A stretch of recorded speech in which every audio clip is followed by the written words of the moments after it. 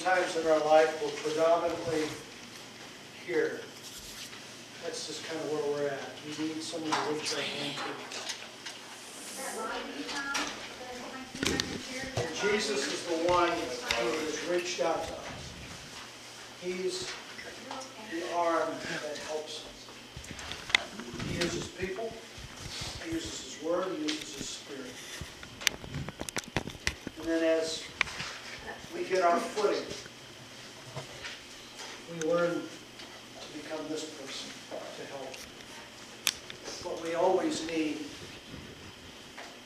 a hand above us, and we always need to be helping us with bitterness, unforgiveness, resentments. We see life through that. And what happens is that oftentimes hurt people. I don't know if they mean to hurt people. That's just the way it is. Someone that's filled with resentments has got a lot of walls. They're very jaded in their thinking. It's very difficult to take things as face value, even to see the way life is.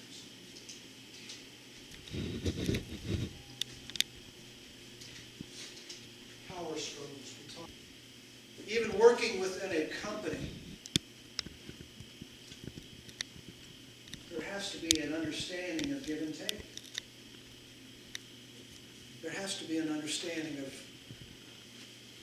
how can I allow my worker to be who they are, and am I willing to submit to my employer and my boss? You know, how does all these work?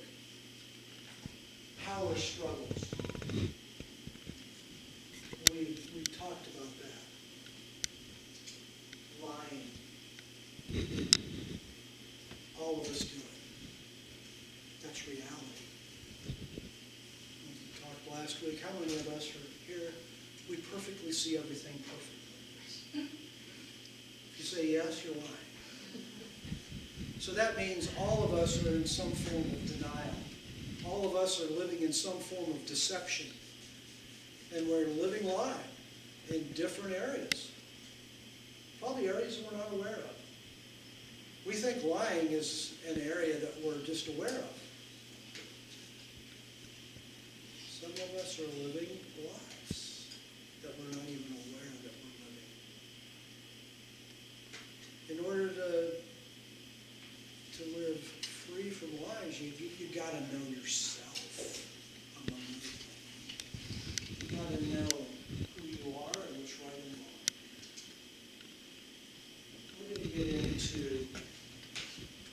this aspect of relationships. One of the essential qualities that are present in healthy relationships is that each person in the relationship is free to be authentic. And this is what I call it, free to be who they are in the process. That's what I say. Because we're all in process. None of us are a completed work. How can we allow each other the grace to be who we are, knowing that we're still in process? Healthy relationships. There are some people that can't be themselves in their own home. They can't be who really they are, their authentic self. Now, I do say, this assumes that you being you does not prevent others from being themselves. And what I mean by that is that I'm just angry. That's just who I am. No, that's not your authentic self. That's right. That's what you've become because of a bunch of hurts. That's what you Right. become because you don't know how to deal with disappointment. Right. That's not who you really are. Because this assumes how each person in the relationship is free to be authentic, and sometimes it assumes that you sort of know what it means to be authentic. Or that you have the maturity to have a self. Well, That it wasn't, you weren't emotionally dwarfed. well, what I was talking about to somebody this past week. When we are in church, and if we've been in church all our lives, we hear Jesus says, you cannot follow me and become my disciple unless you what? Deny yourself. Deny yourself. Take up the cross and follow me. This assumes that you know who you are. How can you deny the self if you don't know yourself? You can't. So this kind of message, denying yourself, put to a child, they're learning to know who they are yet. There comes a point of accountability. But that's a free choice.